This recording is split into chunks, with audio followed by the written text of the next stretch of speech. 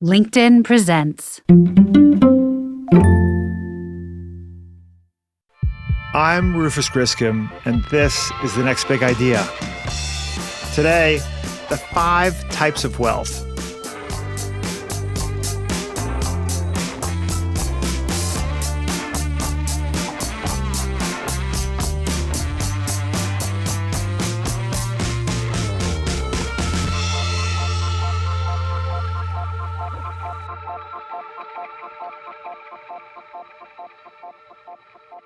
How many times will you see your parents before they die?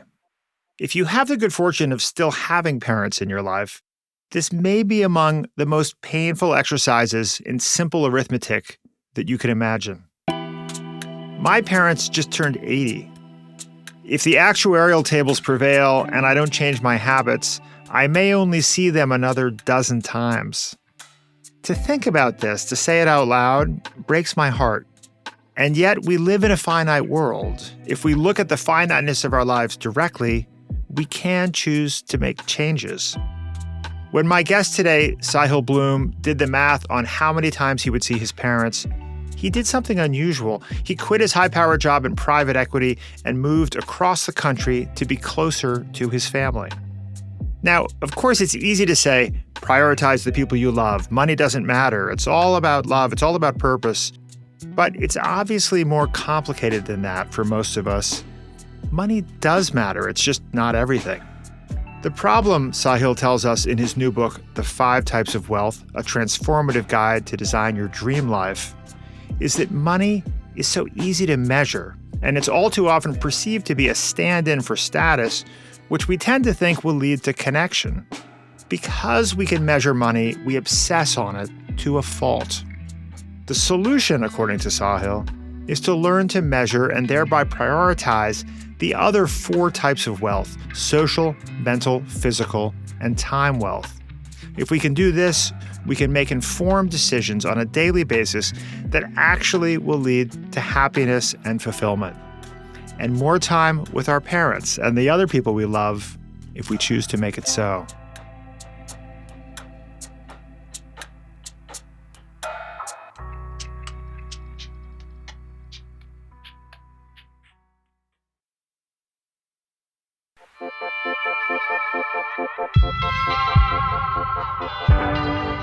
Sahil Bloom, welcome to The Next Big Idea. Thank you so much for having me. It's a thrill to be here.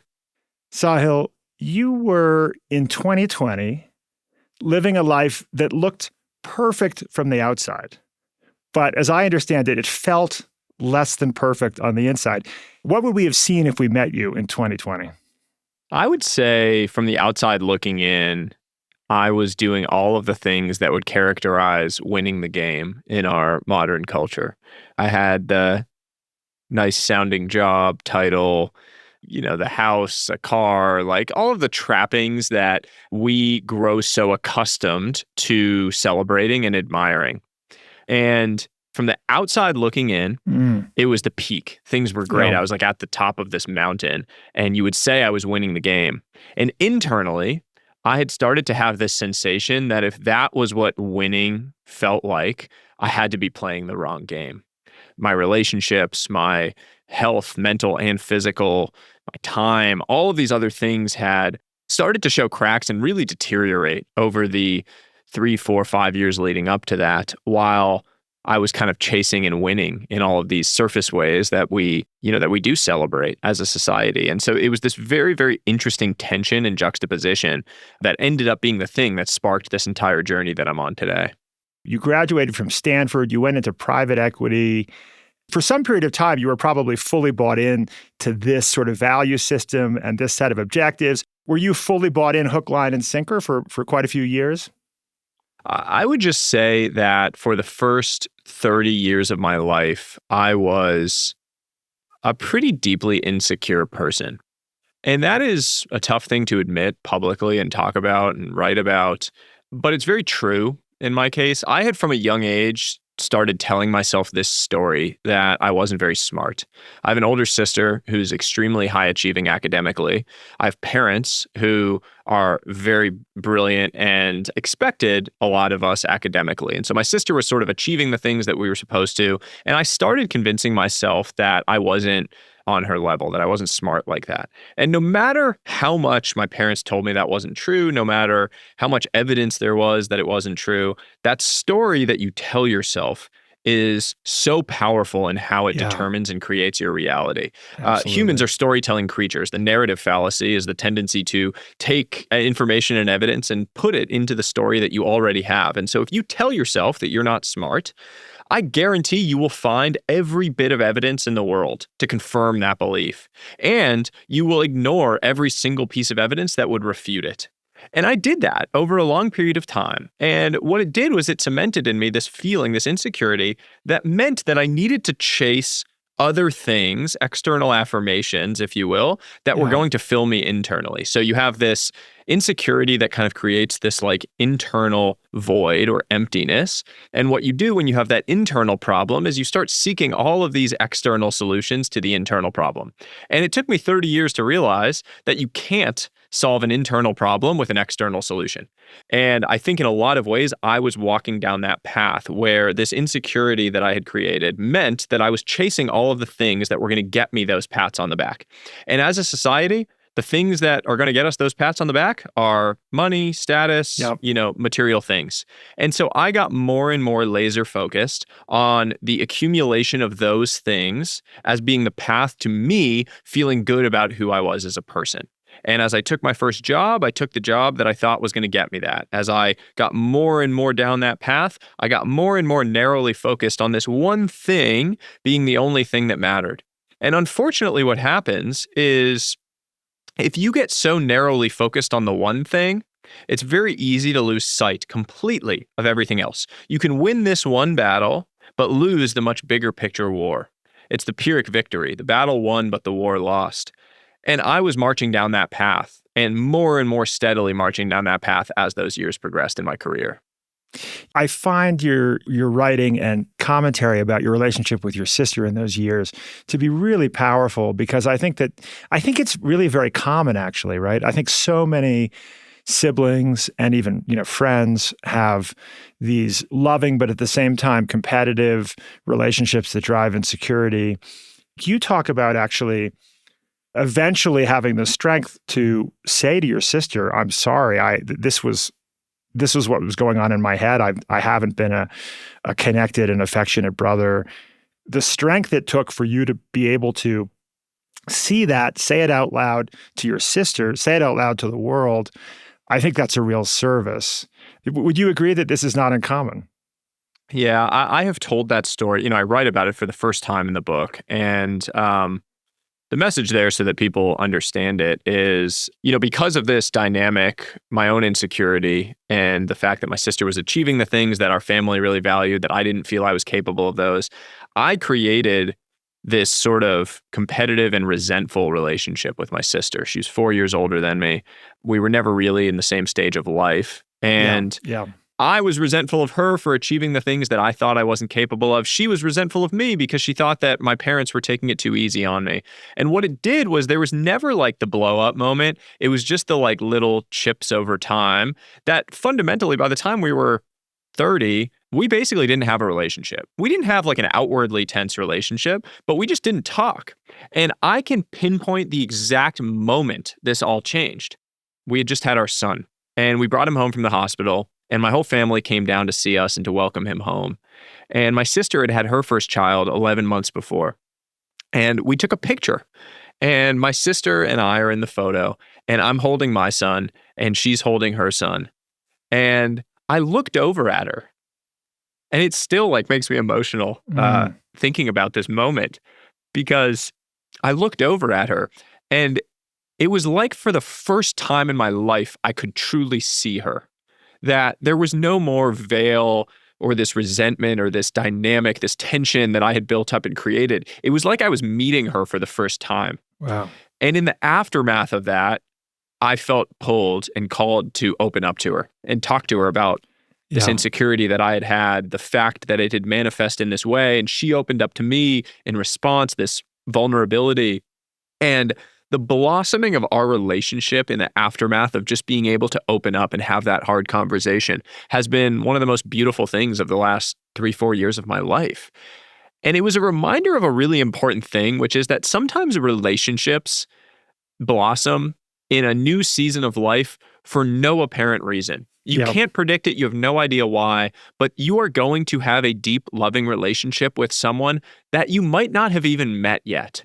Yeah. And that to me was, it really was a beautiful case study in exactly that. Yeah. And siblings, however different they may be or whatever baggage we may have from our past, are the only people in the world with whom we share a very specific experience with. I say this, I have 3 teenage boys, and I say to them, like, you may drive each other bananas right now, but you're going to share this wonderful commonality in having to deal with everything that's frustrating about being our children and this pathway you have through your life. But let's take the listeners back to this moment in your life where it's, 2021. You're living the glamorous life in California, fancy car, fancy house, friends with lots of powerful people. And what happens? What changed in your life to cause you to make a fundamental change? I went out for a drink with an old friend, and we sat down, and he asked how I was doing. And at first I gave him kind of the standard response. I said, "I'm good, busy."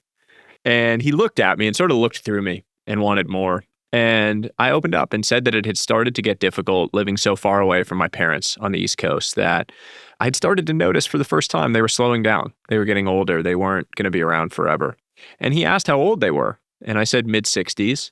And he asked how often I saw them. And I admitted that it had gotten to the point where we were seeing them once a year. And he just looked at me and said, "Okay, so you're going to see your parents 15 more times before they die." And I just remember feeling like I'd been punched in the gut. Yeah. The idea that the amount of time you have left with the people that you care about most in the world, is that finite and countable, that you can literally put it onto a few hands. That just shook me to the core. And in that moment, I realized that if something didn't change, we were going to end up in a place where we didn't want to be. And so the next day I went home and had a conversation with my wife, a challenging and candid conversation about what we wanted to be our center, what we really viewed as our true north in life. And we made a dramatic decision, which was to leave California. Within 45 days, I had left my job. We had sold our house in California, and we had moved 3,000 miles to the East Coast to live closer to both of our sets of parents.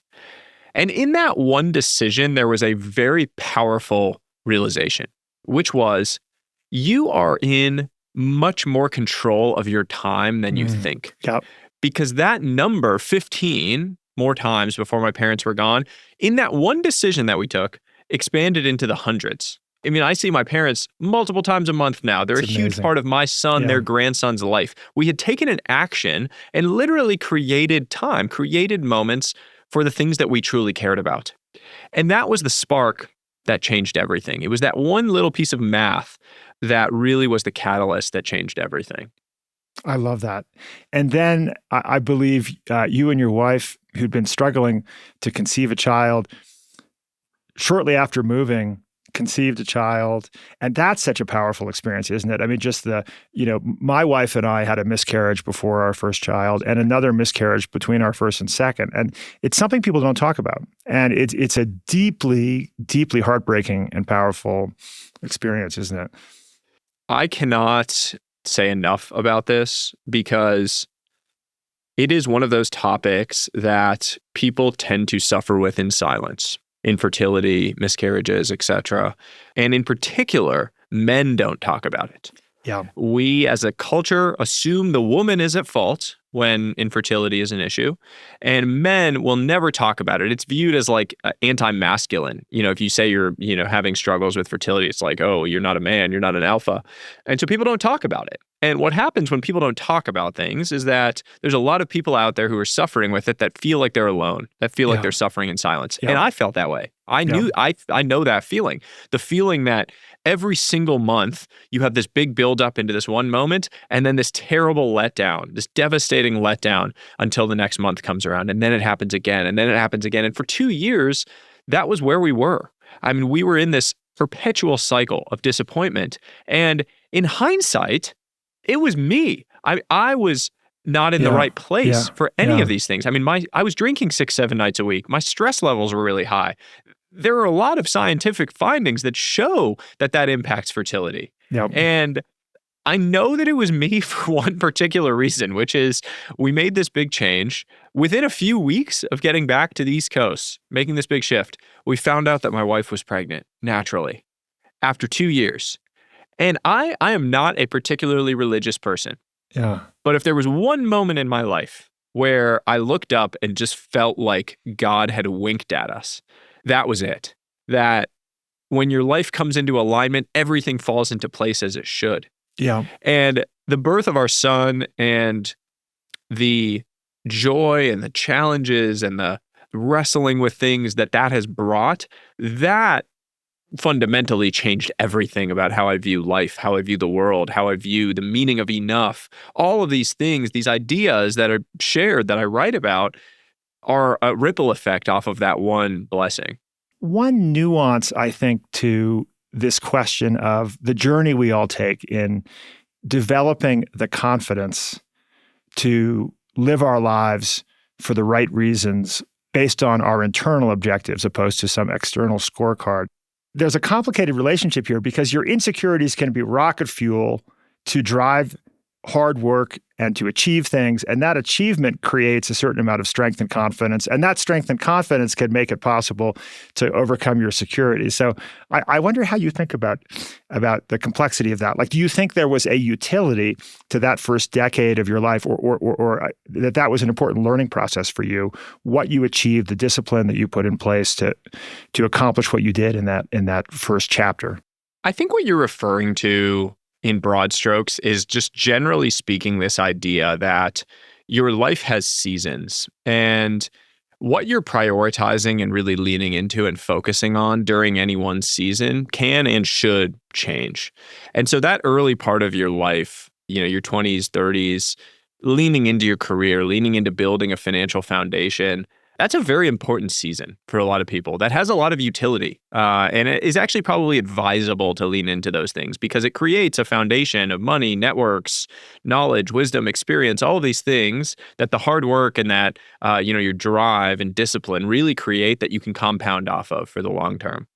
The struggle and the mindset shift that I really want people to think about is the traditional wisdom says that all of these areas of your life exist on these on-off switches.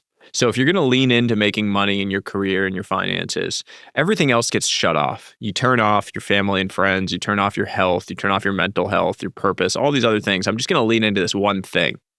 And the problem with that mindset is that for a lot of these areas of life, if they're turned off for too long, you can never turn them back on. If you do nothing for your physical health in your 20s, 30s, and 40s, it is going to be very difficult to come back from that in your 50s, 60s, 70s. If you don't invest in your relationships in your 20s, 30s, and 40s, they won't be there for you in your 50s and 60s. All of these areas of life need to exist on dimmer switches, which means you can lean heavily into the one area that you're really focused on, but you're not going to turn the other areas off. You're going to have them down low, which is still a positive. Because anything above zero compounds. Anything above zero, any tiny action stacks positively in your life. Doing a 15-minute walk on a daily basis is better than doing nothing. Sending the one text to the person to tell them you're thinking about them. Calling your mom on the ride home from work.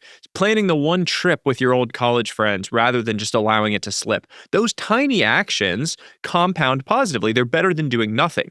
But smart, ambitious people are the worst at allowing optimal to get in the way of beneficial. Yep. We allow Yep. the optimal to get in front of our ability to do the beneficial thing. So we say, oh, I don't have an hour to work out, so I'm just going to do nothing. I don't have 2 hours for deep work, so I'm going to do nothing. I don't have a full trip to go see my parents, so I'm not going to call.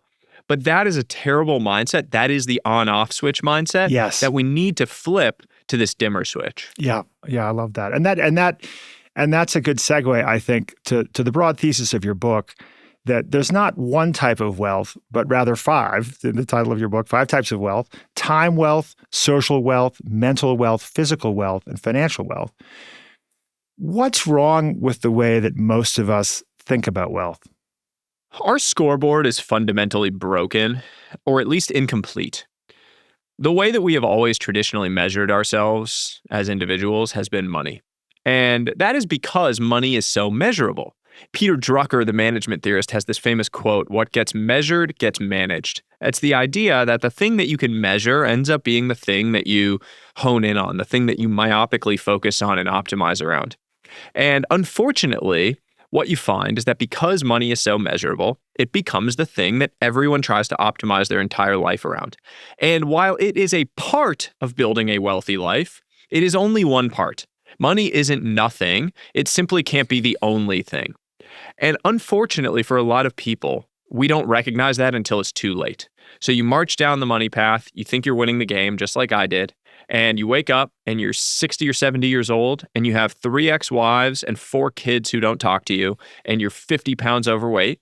Yeah. And you might have made $100 million, and people are patting you on the back saying you won the game. But you have to ask yourself in that moment, is that really a game that I wanted to win? Is that the battle won, but the war lost? And so the entire thesis of the book is we need to measure for the much bigger war, the war of building a truly fulfilling, comprehensively fulfilling life. And then you can decide. Then you are armed with the information, with the full measurement picture, so that you can decide, what do I want to lean into during this season of life? What am I going to pull back on? What do I want to lean into in the next season? What am I going to pull back on? You can measure for the full picture so that then you can make decisions based on the full picture and take actions based on the full picture rather than on the one thing. I love that importance of measurement. That was really a new idea for me. And I think as we talk about these other forms of wealth, we can talk about how we can more effectively measure those other forms of wealth, right? Which I think is such a great insight. And I think, of course, as you say, as a culture, we're so surrounded by, immersed in a story world of status, which is attached to wealth. And you talk about sort of discovering that status turns out not to be something that can be bought. Do you want to speak a little to the difference between earned status and bought status? I love that you're asking this because it's one of my favorite ideas from the book, and I feel like it's gotten overlooked in a lot of conversations around it. This concept is that status is not in and of itself a bad thing. It gets demonized, and we're like, oh, when you're told that you're pursuing status, people like kind of look down on that. And status is actually a fundamentally very useful thing. It allows us to kind of like operate in hierarchies and function as a society. The challenge is that the way that people seek to acquire and accumulate status is a bit broken. Status is fundamentally about earning the lasting respect and admiration from people that you care about. What you want is to feel like the people that you care about really respect and admire you, that they hold you up as a beacon. And the way that most people try to do that is they try to buy things that they think are going to confer that status upon them. So they buy the fancy car, the fancy watch, the house, the club membership, all of those things are attempts at buying that respect and admiration. And C.S. Lewis has this beautiful short essay related to this called The Inner Ring, where he talks about the fact that all of those things sort of have this inner ring psychology where you're standing outside the club and you see that there's like a VIP entrance. That's the inner ring. And you want to get into that.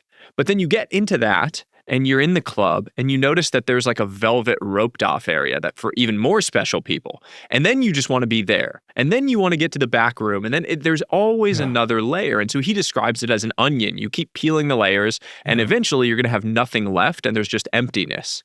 And that really is the pursuit of those acquired status symbols. They do not confer upon us the lasting respect and admiration that we think. Having a whole bunch of things and money does not confer upon you status. Otherwise, lottery winners would be respected and admired by everyone. Right. Oh, I won $1 billion in the lottery. No, that doesn't work because it matters how you got it. Yeah. People care Yeah. about how you got it. Someone is going Yep. to be respected and admired for building something that's worth $1 billion versus just winning $1 billion. Yeah. So this Yeah. is the concept where it comes in and how I articulate it between bought status, the things that you can buy, and earned status, the things that you have to earn that take a long time. That is building the company of value. That is the healthy, fit body. That is the meaningful, strong relationships. Those are things that you cannot buy. They must be earned. Absolutely. Yeah. But meanwhile, though, there is this sort of subtlety and nuance to it as you allow, which is that it seems to me we almost have a cultural dishonesty around the topic of money because people say out loud, money doesn't make you happy, and think internally, money is actually really, really important. And the truth is nuanced, right? I mean, that making some amount of money, like we had Scott Galloway on the show, he's very direct about this. Like there is utility to money. And part of that utility is it buys time. It makes it possible to own your own time. So if we put away the shibboleths, the symbols of wealth, the status symbols, and focus on the real utility of what money can do for us, it seems to me that it can help in the process of thoughtfully pursuing the other forms of wealth and helping other people and being engaged in the right ways. Is that how you see it? Another way of saying that is money is a tool, but not the goal. Yeah. And I would say that changes over time. So anyone that tells you that money doesn't buy happiness has not reviewed the research on money and happiness. Money directly buys happiness in the early days. It very clearly correlates with happiness as you come up the early days of the income curve. I mean, it reduces fundamental burdens and stresses. It allows you to afford basic necessities. It allows you to take care of the people around you, afford basic pleasures, 1 or 2 vacations a year, all of those basic things of being able to take care and create experiences with the people that you love. It allows you to do. That creates happiness. The problem is that the patterning that gets created in your mind in those early days is that we ring the money bell and we get the incremental happiness. And that creates a pattern that is going to continue in perpetuity. It does not continue in perpetuity in the same way that it does in those early days. So if you keep chasing it, thinking it will, if you keep chasing it as the goal, thinking that it will, you will be disappointed and you will find yourself running off the cliff. At some point, once you get through those early days, money needs to be reframed as much more of the tool to build and acquire and do these other things, these other types of wealth, than as an end goal in and of itself. Going back to your comment about the seasons of life and the argument for embracing what each season of your life offers, and that perhaps I was having 3 teenage boys, I have said to them that, hey, money is not going to be the gratifying piece of your life that will solve all of your problems, but it is useful. And if you're going to have, let's say, a succession of careers, which is possible today, right? You can, let's say you want to write poetry and you also would like to build a business that solves problems for a lot of people. It may make sense to build the business that will solve problems for a lot of people first and then write poetry later if you're going to choose a sequence. But I ended up forwarding to my sons a section of your book, the title of which was 7 Pieces of Career Advice I'd Wish I'd Known When I Was Starting Out, which is fantastic. What's your advice for young people who want to build a successful career? I would say if I had to boil it down to a single piece of advice, it would be that the golden rule for financial success is to focus on creating value. We overcomplicate what it is to make money. You get all these like crazy complicated guides, all these different things like you have to do this, you have to do this, here's the way to get rich, all this stuff.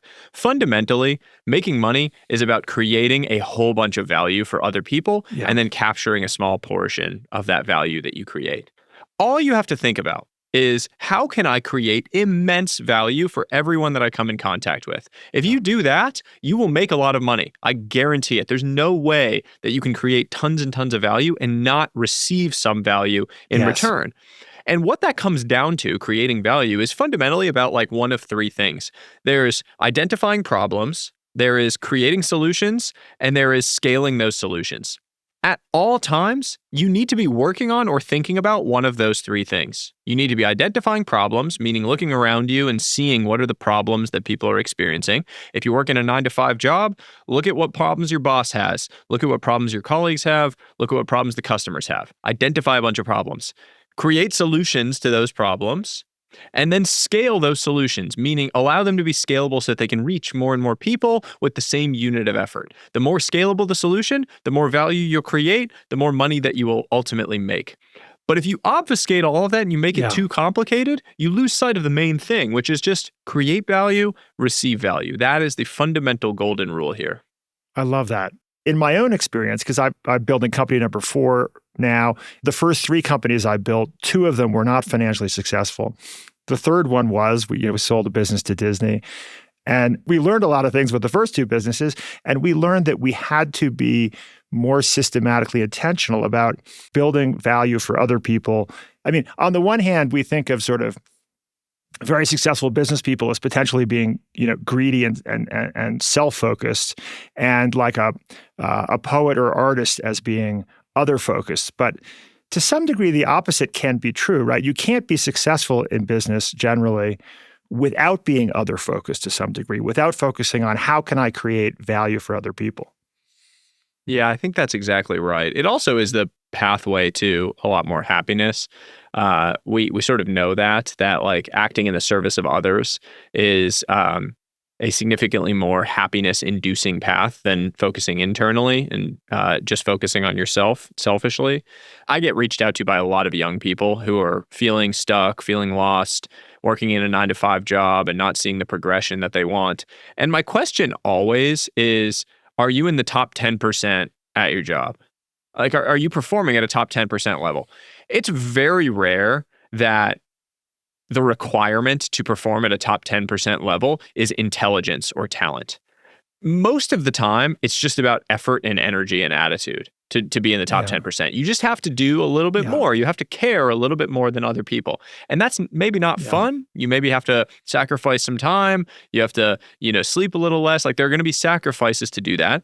But if you want to achieve extraordinary outcomes, you have to be willing to do extraordinary things on the input side.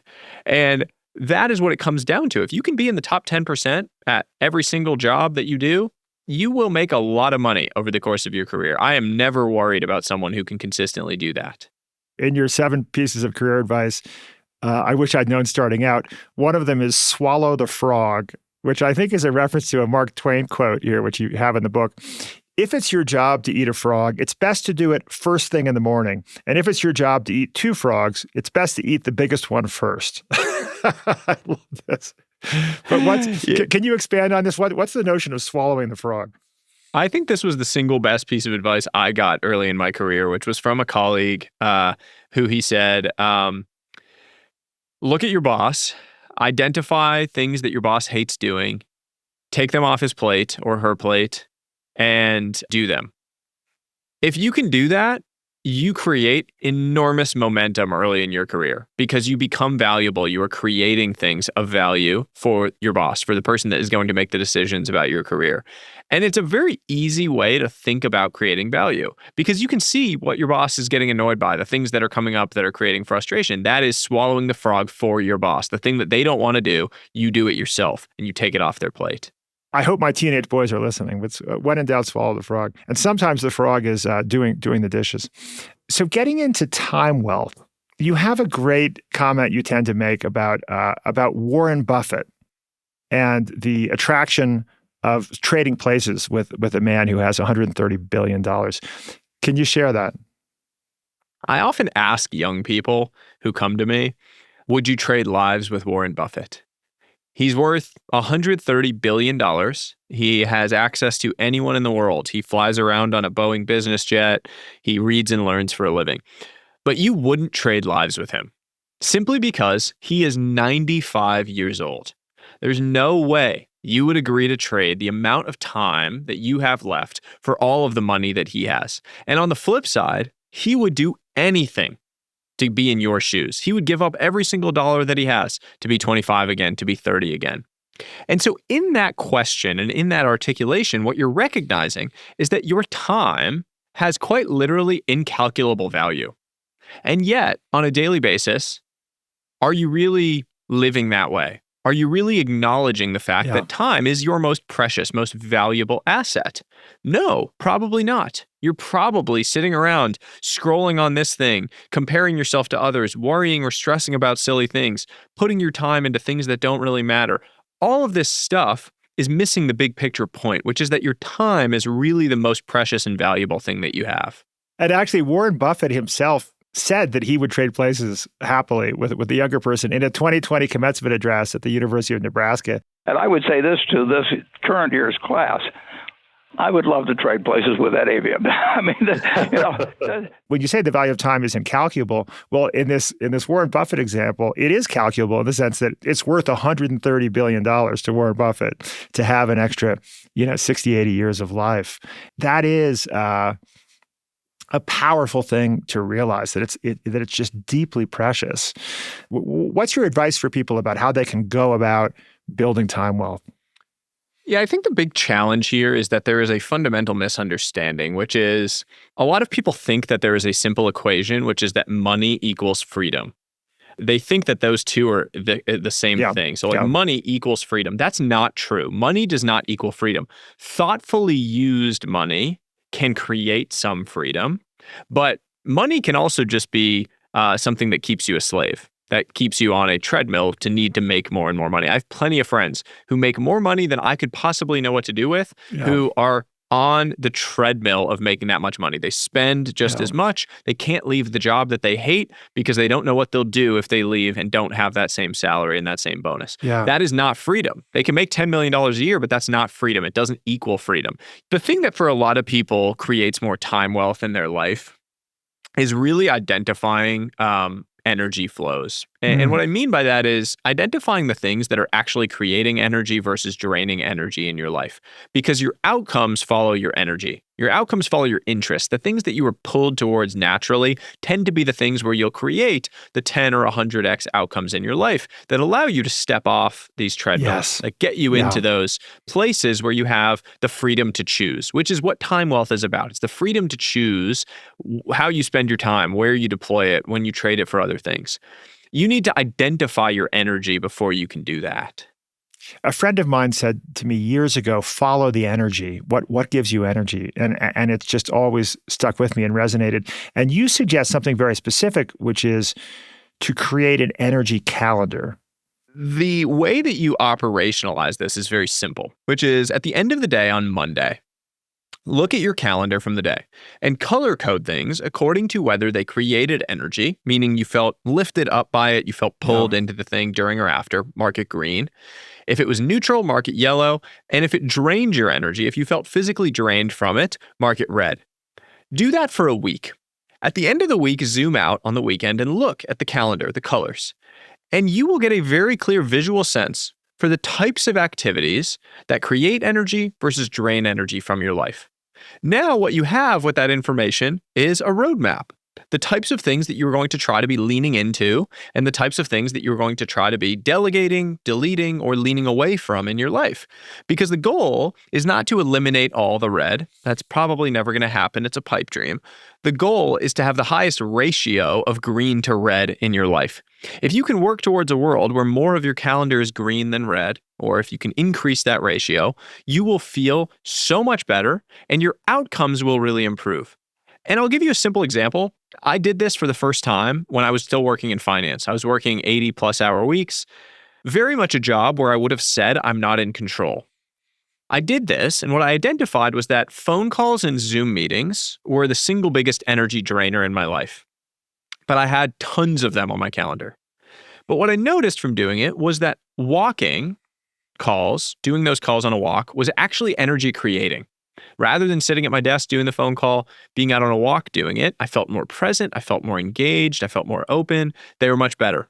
So I took half of my phone calls and turned them to walking calls. I would just go out on a walk.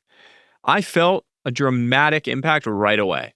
way more present on the phone calls. The outcomes of those calls improved because I was more energized, I was more focused and present on them, and my life felt way better very, very quickly from this tiny intervention, from just asking the question, is there a way that I can take a tiny tweak to the way that I'm engaging with my weeks that will improve my life?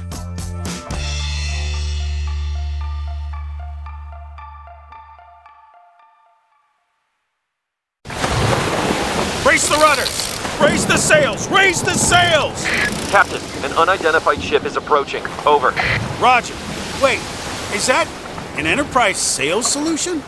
Reach sales professionals, not professional sailors. With LinkedIn ads, you can target the right people by industry, job title, and more. We'll even give you a $100 credit on your next campaign.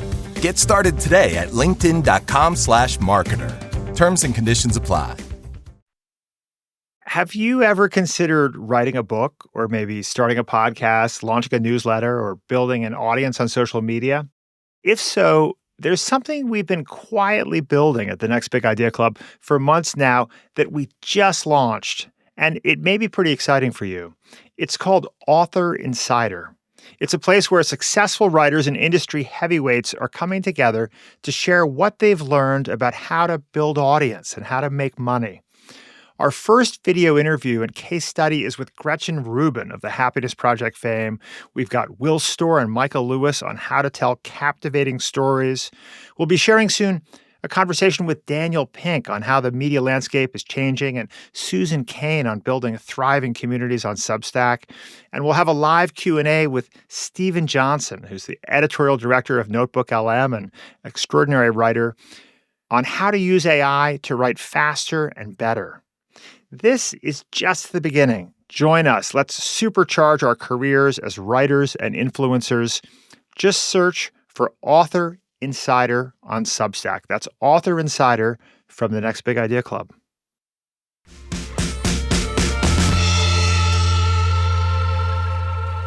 Let's talk about social wealth. Now, this strikes me as kind of the big one. It strikes me as maybe the single most important form of wealth. Do you see it that way?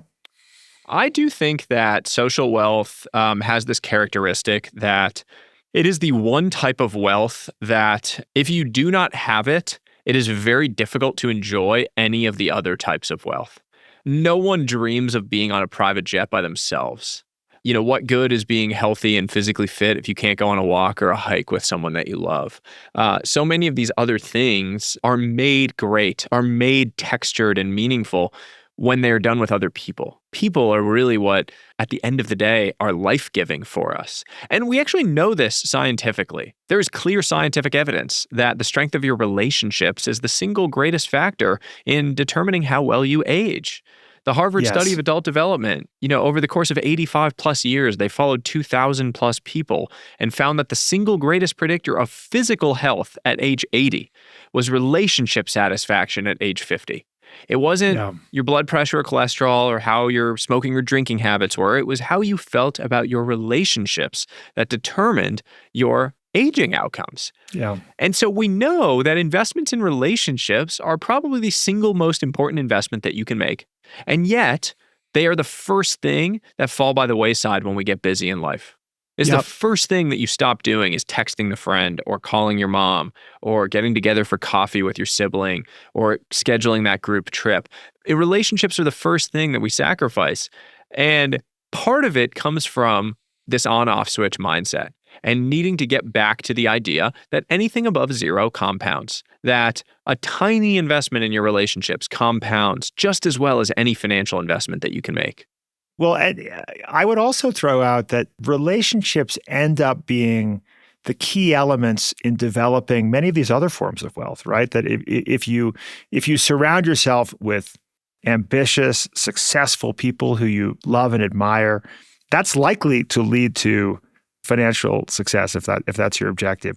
If you surround yourself with curious, honest, intellectually rigorous people, you're likely to build mental wealth, right? I mean, it seems to me that the ways that we choose to interact with other humans is really critical to all these paths. The way I've always said it is, you are often told that you should focus on the journey and not the destination. That's like the cliche phrasing that people use. Focus on the journey, not the destination. I actually disagree. I think you need to focus on the people. It's the company along the way. Because when you focus on surrounding yourself with incredible, inspiring, positive sum, kind, genuine, authentic people, you end up on the best journeys and you have the best destinations. It just happens. And I can't explain why, but it just does. And so if you focus there and focus your energy there, the best things in all of these other areas of wealth start to come into your life. And you, Sahil, have done this really effectively. I mean, I met you a few months ago on a retreat with Susan Cain and Adam Grant and all kinds of other brilliant people. I think Tim Cook is a mentor and friend. You've built an extraordinary collection of relationships in your life. How have you gone about doing this at such a young age? I'd say the first thing is just that I really love people.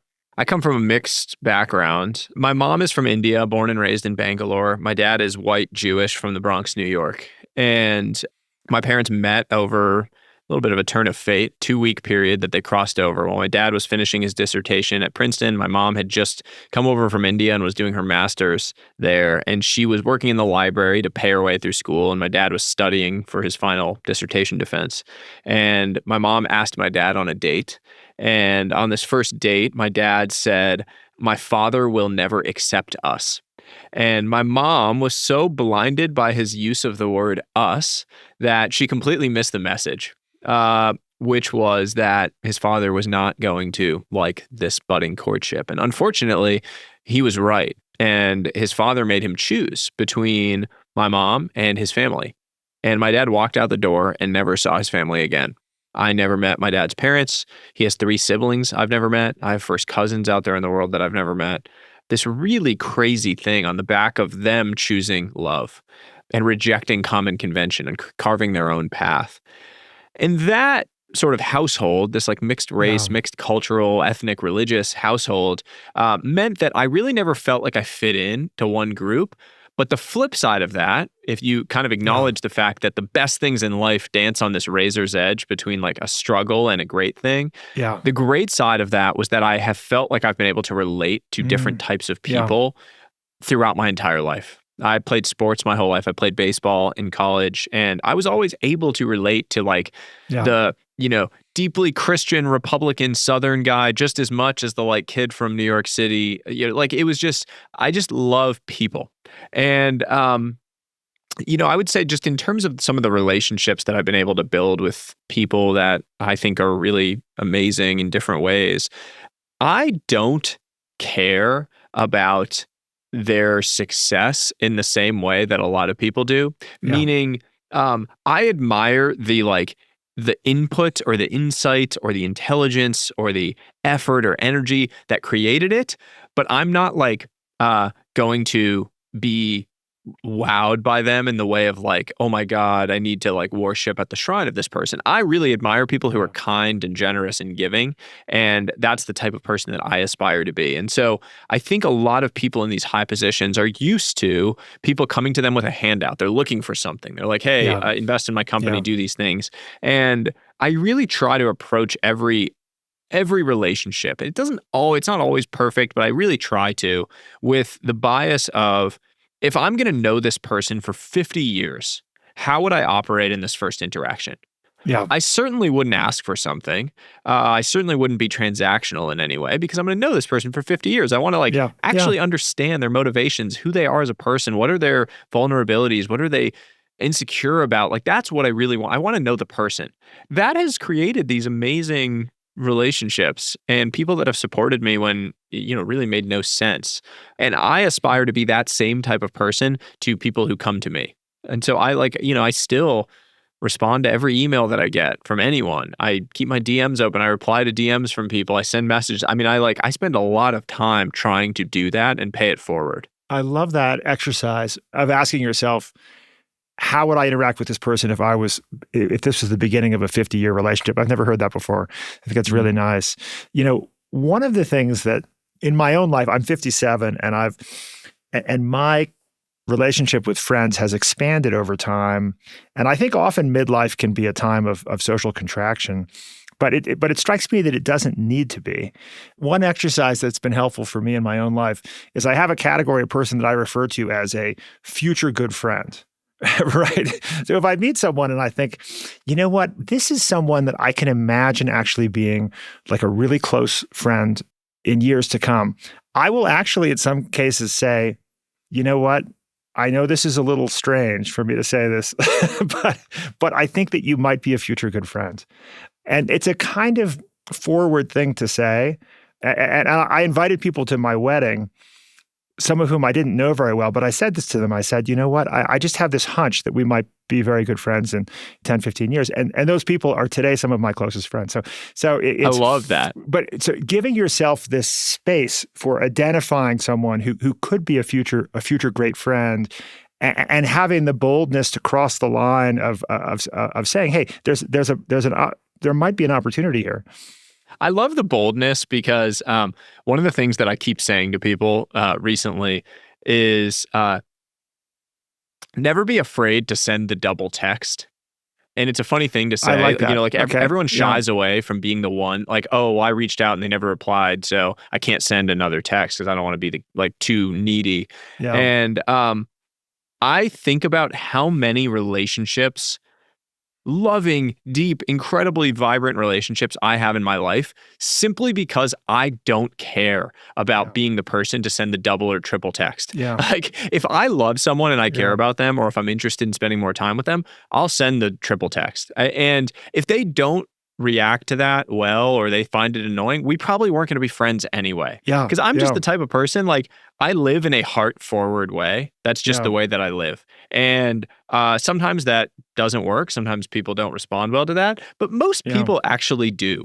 And I'd like to think that I have enough value to offer to other people that, it can create something interesting when I meet and spend time with these people. And so I have no issue being the person to send the double or triple text. And it has led to a lot of vibrant relationships that wouldn't exist if I had just stopped the first time they never replied. Let's talk about mental wealth. How do you think about this?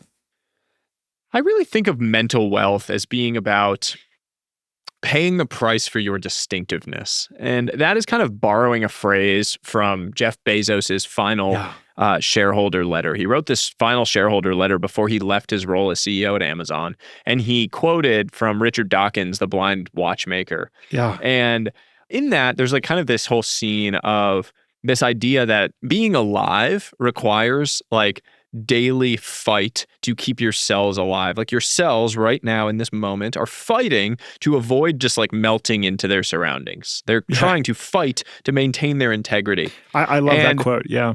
I love it. And Bezos uses it as an analogy for your own fight for distinctiveness as a human being, that every single day you have to pay the price for your distinctiveness, to walk your own path rather than the one that's been handed to you. Mental wealth is really about that. It's engaging in that daily fight. And it is thinking about creating the space in your life to be able to think about what is the actual mountain that I want to climb. So often in life, we find ourselves climbing furiously up some mountain that we've never taken the time to think about whether we actually want to be at the top of that thing or whether we're actually even enjoying climbing up the thing in the first place. And so much of mental wealth is just pausing to create a little bit of space to ask yourself that question. Do I actually want to be on this mountain, or is it just the one that I have accepted as mine, that I've been told I should care about, and that I'm charging furiously up to the top of? Yes. You have a wonderful section where you talk about mental health hacks you wish you knew at 22, where you say, your purpose in life does not have to be grand or ambitious. It just has to be yours. Yeah, that is drawing upon the Bhagavad Gita, ancient Hindu text. And it's, in the Bhagavad Gita, it's about dharma, this idea of your sacred duty, and that your sacred duty does not have to be grand or impressive to anyone else. It just has to be yours. And a sacred duty or a purpose that is tiny, but done well and truly yours and distinct to you is better than someone else's that is grand or impressive that you have just accepted within your life. And I think that that is so important for young people to hear in particular, because you are, especially in a social media age, just bombarded by information about other people's purpose, other people's big grand vision for their life, all these things. I mean, look, we read books about all of these celebrated figures, the people that we admire and celebrate. My entire life changed when I realized that the people that I read books about, I would never want to trade lives with. Mm-hmm. Yeah. My entire life changed around that realization that I actually don't want those things. Someone should want them. That's great. They can change the world. Maybe Elon Musk makes us an interplanetary species. The world needs crazy ones, right? Like we need people like that. Yeah. I just don't want to be pressured or forced into being one of them. I want to be able to focus on my 2.5-year-old son and spend a ton of time with him while he's young. I want to be able to write things that I think create an impact. I don't want to, build $10 billion companies and have to work thousands of hours a month. It's not what I want. If you want that, then great, but I don't need to be forced into that purpose because it's not actually mine. A few other of your mental health hacks you wish you knew at 22: solve problems, make art, think deeply. I like that a lot. And then reflect on the past, but don't dwell on it. That's fantastic. This is a tough one. The dwelling one is a really interesting one in the modern age because we live in a culture that now finds a lot of people getting their dopamine from information gathering rather than from action. And that is the same culture where we get our dopamine from talking about or thinking about our problems rather than from acting to solve them. And that is what dwelling does. When you transition from articulating or journaling on your problems to just dwelling on them, you are going into a dangerous territory. You need to take action to actually improve upon those things. There needs to be a thin gap between the information or the reflection that you did and then the action that you're taking on the back of that. And for too many of us, we've created this really wide gap that leads to rumination. It leads to this negative spiral within our brains. Absolutely. On my list of my favorite of your mental health hacks, the last one is don't consume the news unless you're highly confident it will matter 1 month from now. That really can dramatically reduce our news consumption.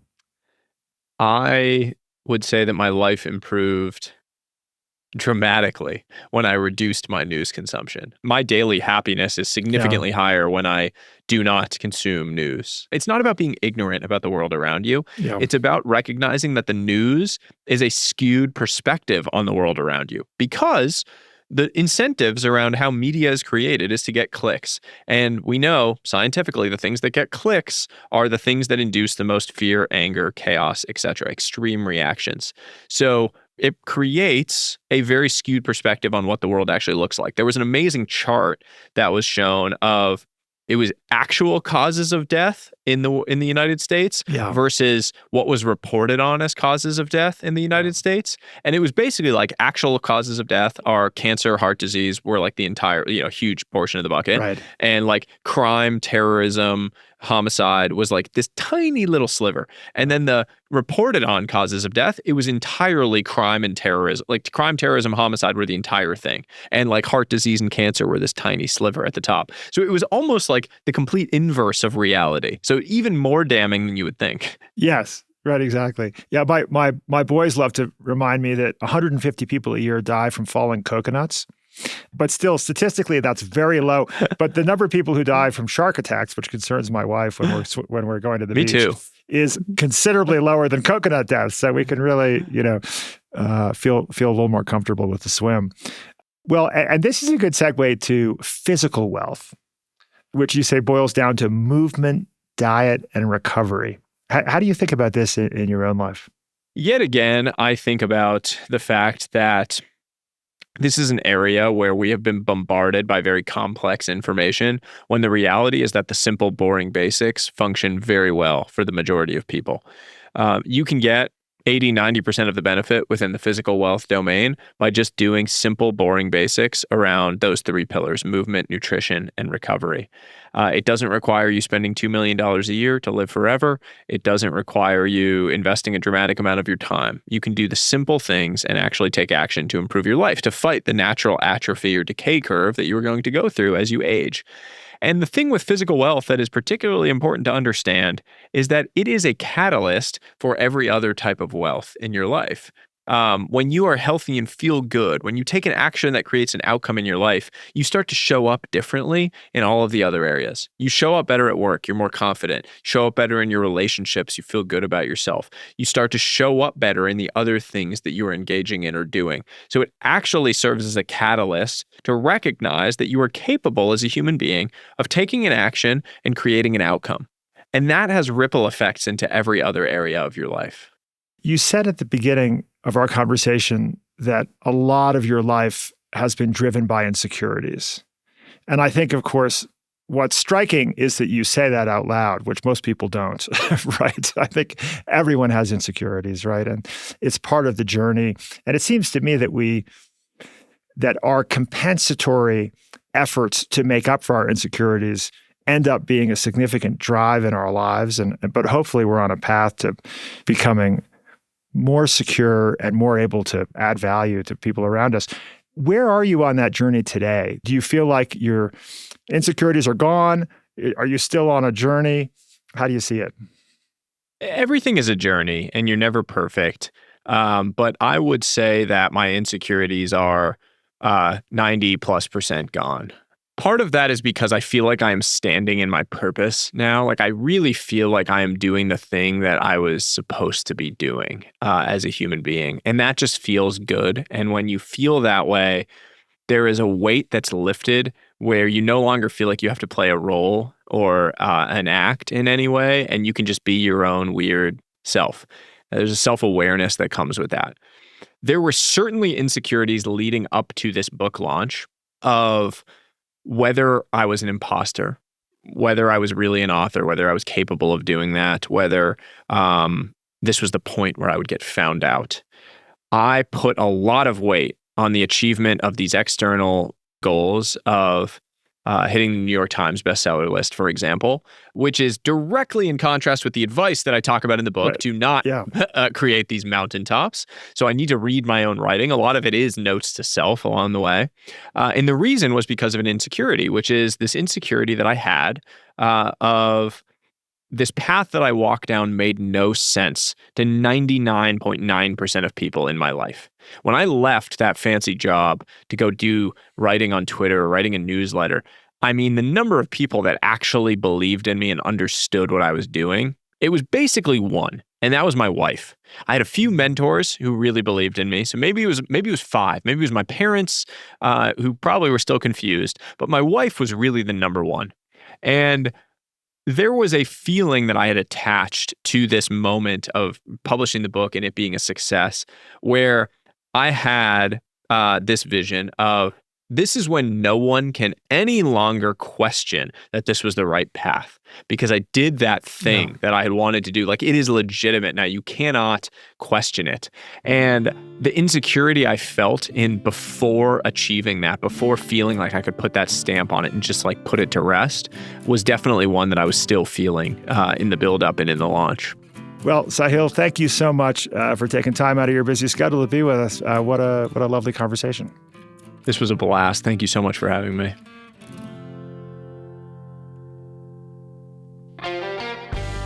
Sahil Bloom's new book, The 5 Types of Wealth, is out now.